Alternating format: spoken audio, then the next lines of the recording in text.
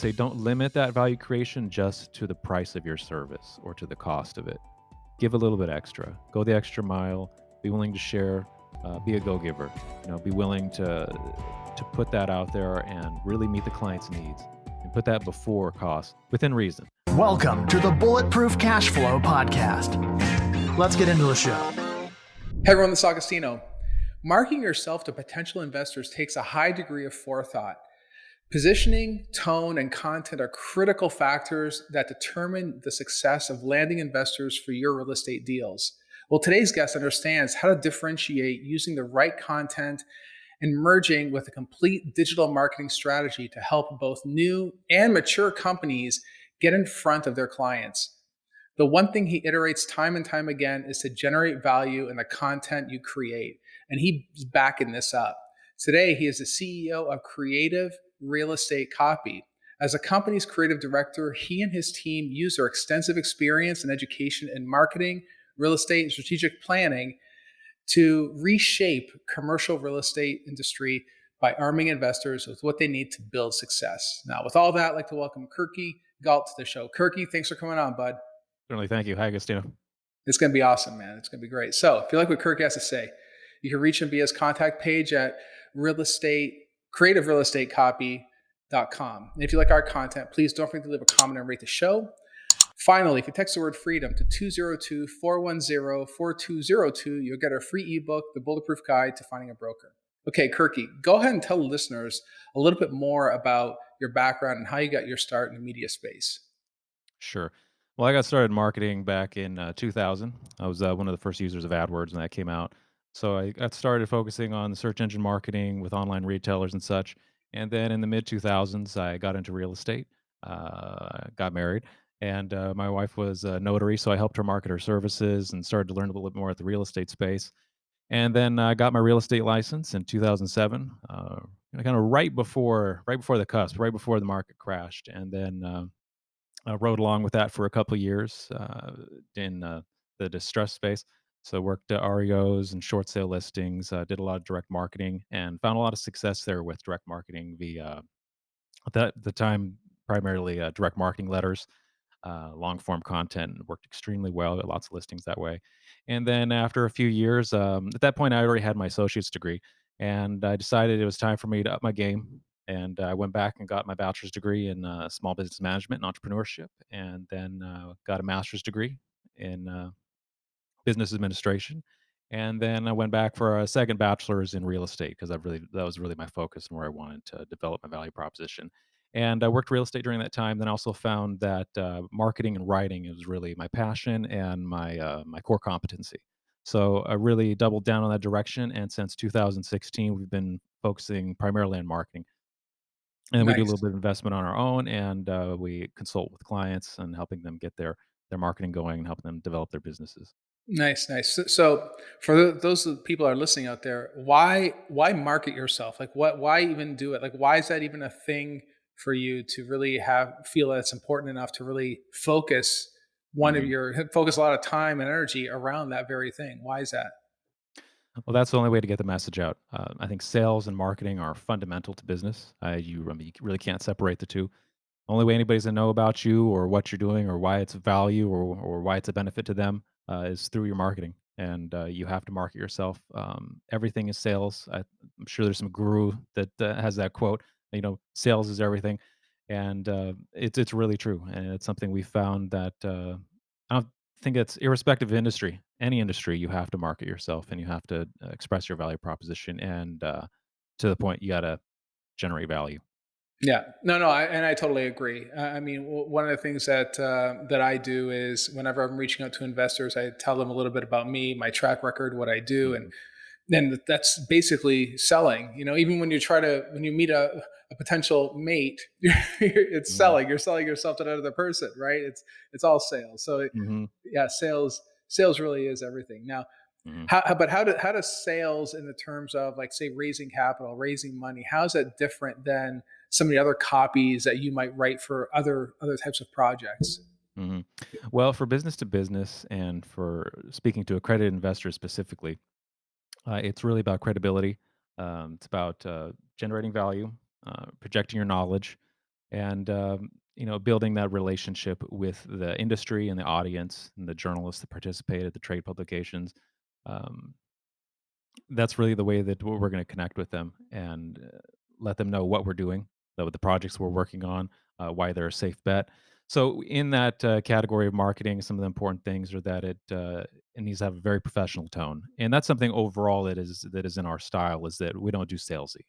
Uh, Right. we, you know, with business to consumer, sometimes you have to get that way. You have to appeal a little bit more, and that's not to say that with business to business you can't get emotional, but it needs to be very objective. It needs to be very rational, logical. All your messages, because the audiences we're dealing with are very intelligent, and if you try to pass something off that really doesn't have value or that isn't being completely transparent, that doesn't really represent your values and the value of your target market, then it's not going to be effective. So, particularly when dealing with investors, you need to convey to them the sustainability of a project, the viability of it, solvency, your credibility, the credibility of your team, your capability.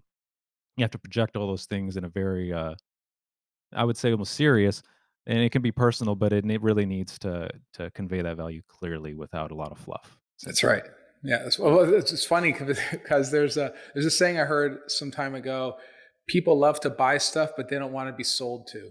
hmm Right. So hmm you kind of have to walk that fine line, so to speak. But you're focusing mainly on the corporate side, so to speak. Well, I shouldn't hmm say that. You're focused on corporate side. I guess you are, but hmm when you're doing that B2C type of scenario, then are you how do you or do you ever position yourself as for certain personality types? Say you're writing for like an action based person or hmm a a practical based person or emotional person or like how do you actually do stuff like that? And if so, how do Yes. you? What's your process look like? Yes. Across residential and commercial, it has to be your message has to fit and reflect your personality and your value proposition as a professional. Um, so while the tone, the language will be a little bit different, and we do some work with residential, and I can tell you that when working, if you're writing a listing description or an email directed towards a home buyer or home seller, it's going to be much more casual. It's going to be much more personal. It's going to really build that one to one relationship. Whereas on the commercial side, you're still gonna be building that relationship, but a lot of times you're speaking to a team of decision makers, a team of investors. So the tone has to adjust. And whether it's you personally or your organization, the message has to represent your personality and your values as an organization or as a person. So it definitely needs to fit who you are, and you need to have a consistent messaging across platforms. Yeah, Yeah. yeah. And that's another thing too. For different platforms, do you present differently then too? Right? Because I'm sure that for some people out there, they might have heard you're acting and writing for different types of platforms. Like Facebook, you're going to act very differently on Facebook than you would on Mhm, TikTok or on Instagram and even LinkedIn. So those are four different people that you're talking mhm, to, right? mhm, Even if the same guy is on all four all four platforms, those are four different people, right? mhm. Well, overall, I think for if you really have your target market isolated, you are speaking to the same people across platforms, but the culture may be a little bit different in the way you Mm, interact. So on Facebook, it may be the same people, you're targeting the same demographic, same filters, same audience, but you can be a little more casual on Facebook, certainly, but without being unprofessional. right. Or as opposed to like a LinkedIn where you really do need to apply a higher standard, so to speak, right? It's hmm maybe less political, more factual, Yeah. in a way that doesn't get you into any trouble too. In all cases, and you mentioned you touched on this accredited versus sophisticated slash non accredited investors. You hmm can't just. I think that's the same throughout, but your approach might be a little different in hmm different platforms as to how you open that up, right? Yes. Yeah. It really needs to be addressed specifically to that prospect and the channel that you're communicating with them. Right, right. So I know that you say that content is absolutely king here, right? You have to hmm produce content. Now, hmm for someone starting out, they don't really know what to do or how to do it, right? hmm They may not even know what to say. They may freeze when they put that camera on. I'm sure you've heard that before, right? hmm I know I have. What sort of recommendations would you have for someone that might be like first starting out? Maybe they want to start creating content. They want to put some words out there. who should they turn to for help? What should they be doing? That kind of thing. Like, what recommendations would you have? Sure. The first thing they need to do is identify a message. You really need to figure out what it is you're offering, why it's a value, and what the benefits of it. So it's your unique value proposition. So you need to identify that. And if you have trouble with that, then you can refer to consultants or work with consultants such as myself and my company. But more than that, I mean, I think you can really just look at your target market, speak with them, interact with them, watch what they're doing on social channels when you're, either online or in person, and get to know what it is that they need. What are their questions? And so, if you don't already necessarily have a message, because maybe you're a multifamily investor, and I mean, your goal is to raise money, find deals, put them together. So maybe you're not really clear on what is my message. Like, what is my message to people? Okay, we offer safe investments, but what else? And that's when you really get into exploring exactly what value do you create. Are you creating stability? Are you creating goodwill? Are you building something for the community? Is it sustainable? Um, and all those ESG components, really looking at the bigger picture and figuring out all the value that you create, not just for your prospects, but also for the community and the larger community and for the industry as well. Right. And Well, once you isolate. that's Mhm. branding, though, right? I mean, is that would Mhm. you call that branding? Essentially, yeah, it's branding, yeah. And you need to isolate that at the beginning in order to be able to craft a broader message. It's gonna be cohesive and really convey and, build that idea, build that perception, that brand position of your company or yourself. Right, right, and that branding is probably one of the biggest things I would say that people Mhm, just don't they can't get that down. I mean, I think that once you figure out what are you, mhm, and it's more than just I'm an investor. It's more than that. If you mhm, even take popular brands like Coca Cola and Pepsi, even though it's both pop, they're both cola. mhm, They brand themselves as two very different experiences. And mhm, I'm not saying that anybody listening out there is going to be Coca-Cola or Pepsi, but you kind of have to put yourself into when people think about your brand, what are you about? Are you about mhm, bulletproof cash flow? Are you about house flipping? Are you about just buying value add type properties and hang on to them for 2 years and sell them? Like, what is your model? What does it look like? Right? mhm. It's a whole thing that you really have to nail down. And it sounds to me, though, that your team will help people with putting that message together. Then, right? That's always the first step, regardless of whether it's on an individual basis or a project basis. Isolating that value proposition, thinking about the strategy, defining the target market, and the message.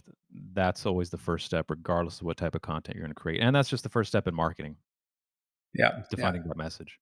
Yeah. So now, okay. So great. So you meet up with someone.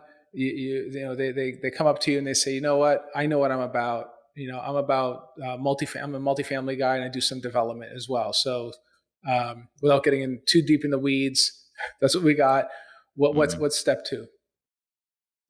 Well, I would, have a long discussion with them, interview them essentially, find out what their goals are, um, what their personal objective is, what their lifestyle is, what the lifestyle is that they're trying to achieve through business, and the lifestyle they're trying to create for their prospects. So certainly, when you're dealing with investors, and this kind of goes back to the Coca-Cola versus Pepsi thing, they kind of bring in lifestyle into their marketing and their messaging, and you could do that too with real estate. When you're speaking to investors, whether they're accredited or not, you're speaking to the lifestyle that they're trying to achieve, which is, financial freedom, independence. So that becomes part of it, and we need to identify how that fits, with what you're doing as a person. So if you come to me and you tell me that your goal is to have a certain lifestyle, you might want to express that and be open about that. Share your lifestyle, share your affluence, share your success, and your audience. It's going to appeal to your audience of investors. They're going to see that you can achieve that. So that's part of that messaging that would help an investor identify initially. And once we've done that, the next thing is figuring out what are you going to talk about specifically. You have the broader message, you have a direction overall, but how do you identify the specific message for the distinct blog posts that you want to put out there or the videos? Um, the first thing you can do is, of course, by observation, like I mentioned before, looking at the channels, interacting with your audience, with your target market, and figuring out what it is they really need and what they're asking. And then to accompany that, or if you don't have that information, or if you don't have access to a local network right now because of pandemic and things like that, um, So you can look on social, but the other thing you do is SEO, SEO research. There's a lot of great tools out there, so you can go right onto your favorite tool and you can start looking at the keywords. If you have an idea in mind to talk about vintage garden style multifamily, maybe you see a lot of opportunity there and you want to share that with your market. Are they really interested? I don't know. But if you go look at the SEO, if you look at the keyword research, you'll be able to see distinctly exactly what they're searching for. You can see the keywords they're using, the volume, you can get an idea of the competitors for that keyword, and you can start to figure out, okay, if I create content in this vein, yeah, I can already see that there's a demand for it. There's other people providing it. I can even look to them for some inspiration and to see what is working, what's not working, get an idea of what type of marketing is effective in that space. And then you can start to build your content. And it's not copying, it's just looking for inspiration and looking at the data to really guide you. That way, if you create this content, you know that it's going to be of interest. You're going to have the data there to structure your headings, your subheadings, the body of the copy. You'll know exactly what to optimize it for. So that way, when you create this content and you put it out there, it can be very distinct in its value and the answers that it's delivering Nice. to your audience. And then they're going to contact you. They're going to see you as being credible. They're going to believe in your message, and it's going to generate those leads. Start filling up your pipeline and Excellent. position you for the close. Yeah, excellent, excellent, excellent. So, here's an interesting question. Then I'm sure you've already helped a lot of people already. What was a case where they told you what their branding looked like, or some of the things that they were doing, and it was totally off the mark, without mentioning names, of course. Like, Mhm. what was something that you saw just doesn't work, and people consistently do it? Well, there's a couple clients that I have and have had that have this situation, and I won't even get into any details because they'll be able to glean from my comments who I'm talking about. So I won't get into any details Right. specifically, except to say that sometimes your message and also your core competency may not align with what your target market is actually looking for. Or you may Mm, not be actually speaking to your actual target market. You might be trying to speak to a market that really is not the one you should be targeting because maybe they don't share your values. Maybe who you are as a person and a professional, the true value you create doesn't align with the market you're trying to reach. So, um, I mean, this happens across industries. You can create this whole system, you can create these messages, and then find out that they're really not interested in working with you because either maybe you don't have the expertise, or maybe you have the expertise, but your personality doesn't really fit that market, or what you're offering doesn't really fit exactly what they need. And yeah. then so you get stuck and you're wondering, what, none of my channels are working. I'm spending tons of money, I mean, tens of thousands of dollars on marketing that's not hitting the mark. So that's why you really need to identify upfront your value proposition, your core competency individually and as an organization, and then make sure you're matching that with a target market. And that goes back to some broader marketing principles about you have to design your product or your service for a specific need in the existing marketplace. And there's other approaches. You can create something new and then try to build demand for it. But in the space that we're in, it's an established market. The commercial real estate field, investment field, it's kind of an established market. You're not really reinventing the wheel and creating a whole new, I mean, you may be innovating a new service within software or some other field, but you're still interacting and taking part in an established existing industry. And you need to identify that vertical that is compatible with you. That way you avoid these issues, and if you are having Right. these Well, issues, I mean, that may be the time to speak to a consultant and help you figure out where that problem is, because sometimes it's really hard to see. And I think but it's something yeah. that all businesses go through as well. I mean, this is something that is just part of learning in business, because when you start out, sometimes you don't have that proper target market or you don't have it defined. And then as you go, you start to learn, you develop, what they need, and you also learn what you're about. You find out where your strengths are, and you find out where your weaknesses are, and you adapt and you iterate and you grow, and then you kind of just figure these things out over time. But working with marketing professionals can help accelerate that, streamline that, and lessen the learning curve and the pain that goes along with that growth. Right, because companies big and small, they make this mistake all the time. I mean, Mhm, it's not that they're misrepresenting themselves. They just the public sees them one way and they want to mhm, be something else, and they can't cross that chasm mhm, to become that thing. And maybe an example might be someone who's a wholesaler. they're a wholesaler and a flipper, which is already two different things. And now they Mhm. want to move into multifamily. That's a very common Yeah. scenario, right?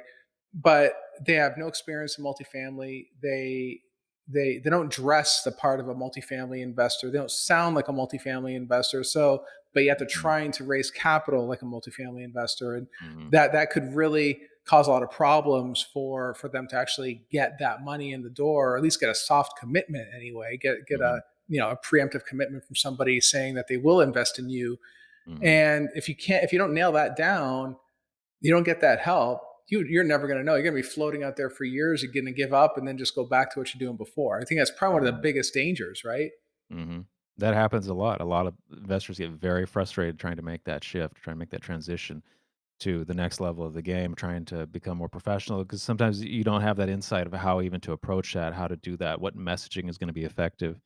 And, so sometimes you do need to ask for help with it, and it doesn't necessarily have to be marketing professionals, it can be reaching out to a mentor in the industry, and that's one of the most common effective, cost-effective ways to approach that is finding a mentor, and in some ways, marketing consultants do act as mentors in a way because we help coach our clients and guide them, talk to them about the bigger picture of the business rather than just, like, the marketing aspect. So I would say, if you're in a position where you can't, if you're not interested or wanting to spend or you can't afford, professional marketing assistance, you don't have to do that. You can study, you can read, and you can reach out, get involved in the local real estate investment clubs. Tons of mentors are there. You can speak to them, and there's people at all skill ranges in all asset classes in investment clubs, and there's generally a selection of investment clubs in each metropolitan area.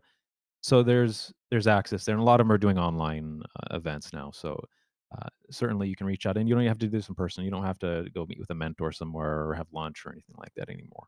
You can just Right. get involved in these events, organizations, reach out to people, have conversations.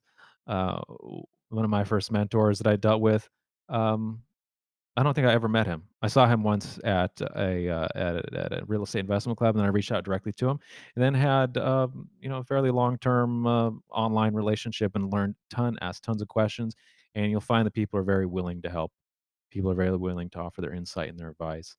And then when you get to the stage that you need it, then you can reach out for professional assistance in whichever, functional area of business you need. But just getting started out, there's people out there that will help you. And then if you're aligned with them and you help them generate value for your community and for those people specifically, you'll find a path to be able to access that. And you'll learn by interacting with these people. How do they talk? How do they dress? What do they know? What do they read? Where do they go? And you'll be able to start to model yourself and adapt your image and your brand to be able to, yeah, speak to those investors and be able to win their confidence and, know how to present the material in your pitch deck and your due diligence so that you can effectively close those. Yeah. Yeah. Well, and the thing is, though, don't be afraid to spend money on that mentoring, or spend money Yeah. on that marketing consulting. I think that's probably one of the biggest hangups too, is that Mhm.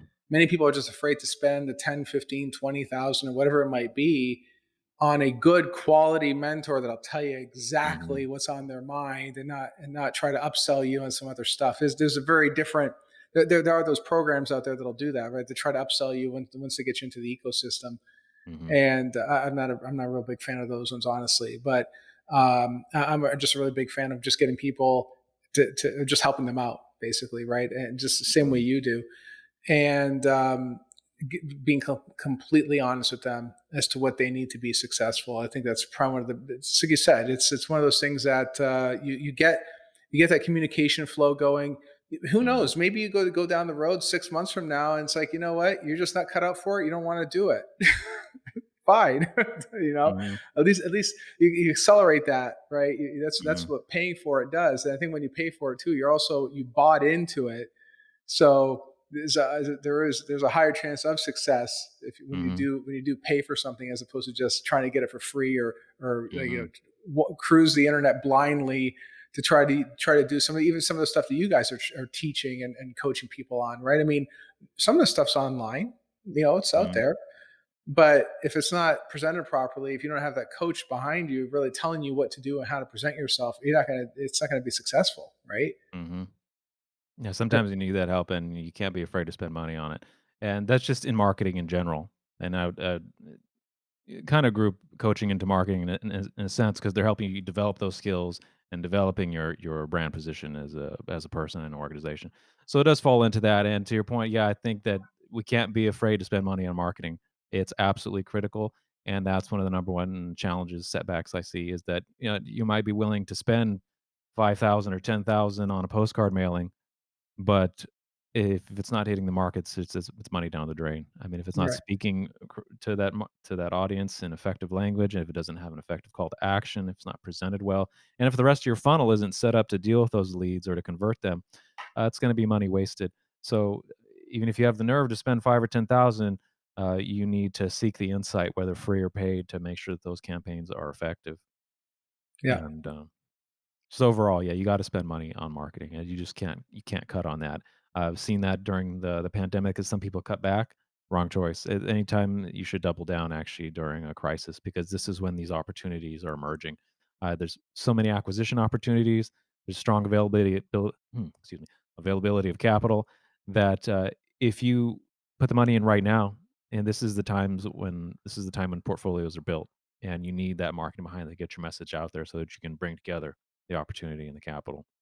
That's right. And you're also competing with a whole lot of noise too, right? I mean, the media is Mm, pushing so much stuff out there, especially when everybody's got their eye all over this virus thing that's going around here.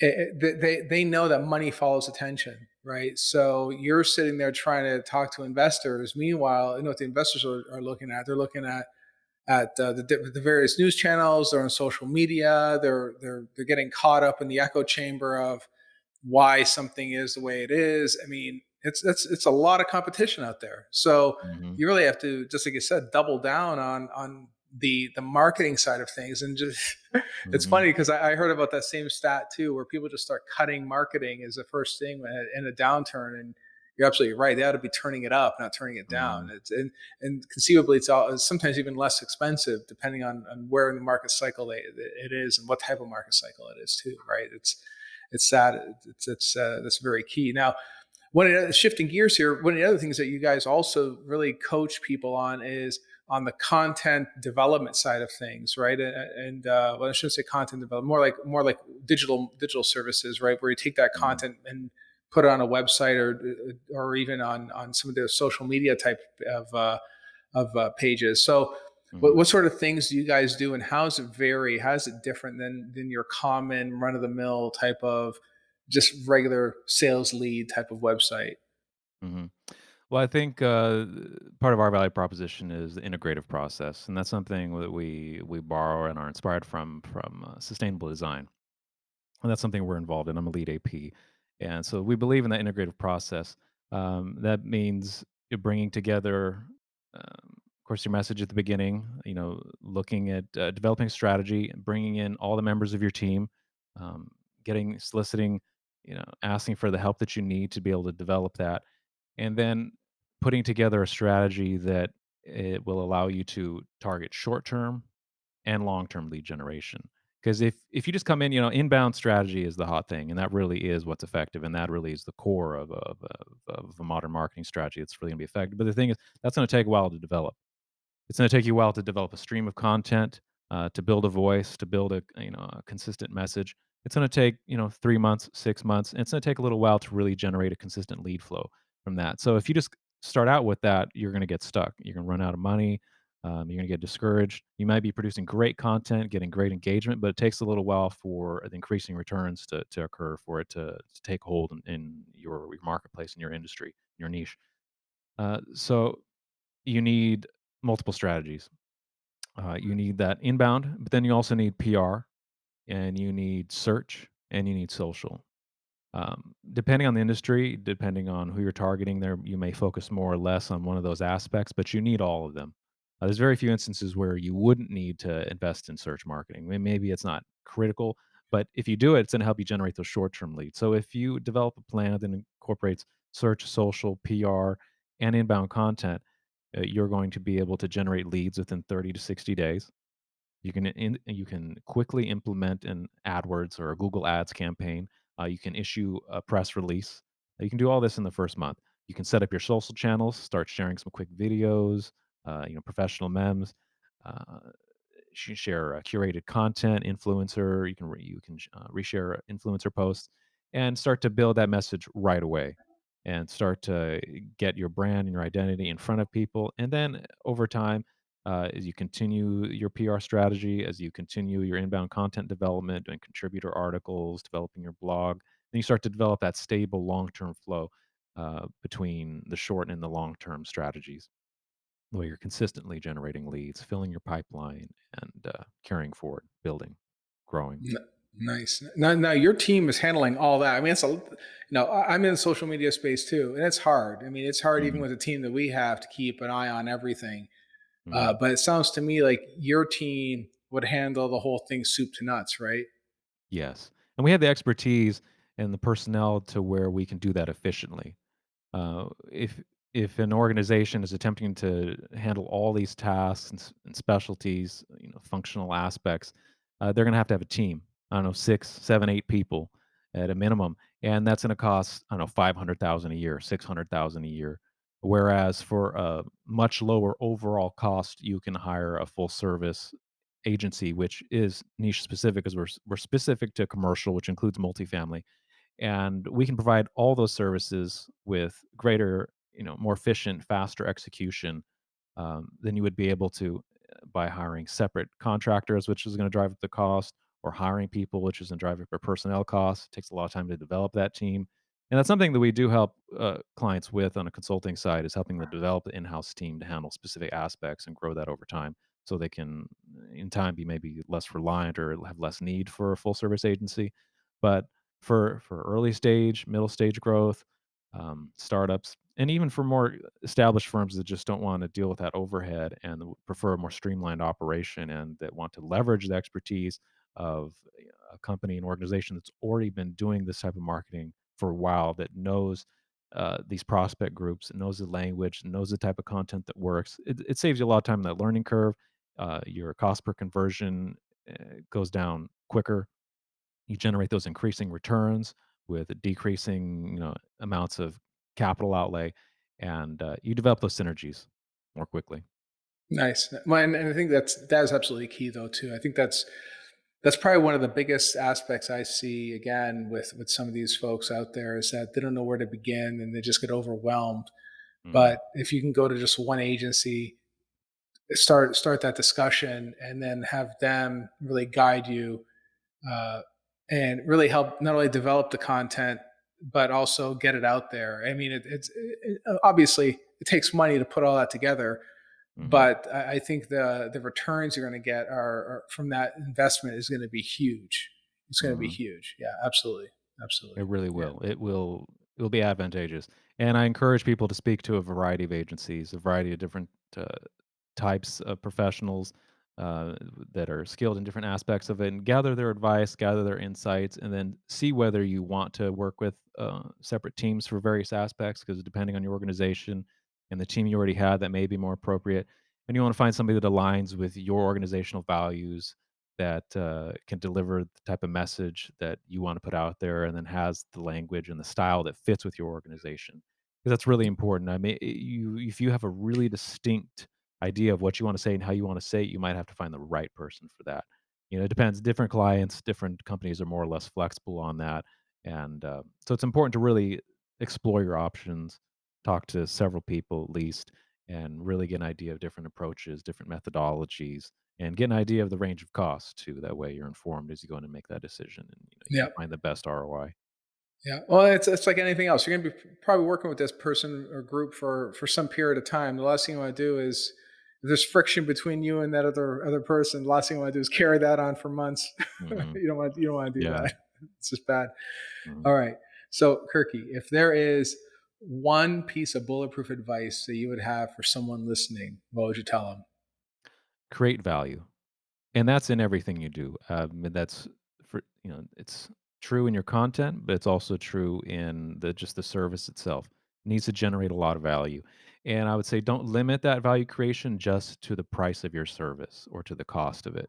Give a little bit extra. Go the extra mile. Be willing to share. Be a go giver. Be willing to put that out there and really meet the client's needs, and put that before cost, within reason. I mean, if the scale is, or not the scale, if the scope of a project is going to go way up, or the scope, whatever you're offering, is going to go way up, you need to price it accordingly and make sure you're compensated. But don't nickel and dime people, and generate that value, give them what they need, and provide, for us specifically, provide content that is really going to help them achieve their goals. Give them strategies that's really going to help them achieve their goals. If you're a multifamily investor, give your investors projects that are really going to meet their needs. Pitch them on the projects that are appropriate for them, not the ones that you want to sell to them. It has to fit. What you're offering has to fit your target market, and it needs to create value for them. Excellent. Excellent. 100% true. Spot on. All right, guys. Well, if you want to reach out to Kirky, you can reach him via his website at creativerealestatecopy.com. I hope you got some insight on how you can create content that speaks to investors. Thanks again for tuning in, and I'll see you in the next episode. Thank you for listening. We hope you enjoyed the Bulletproof Cashflow podcast.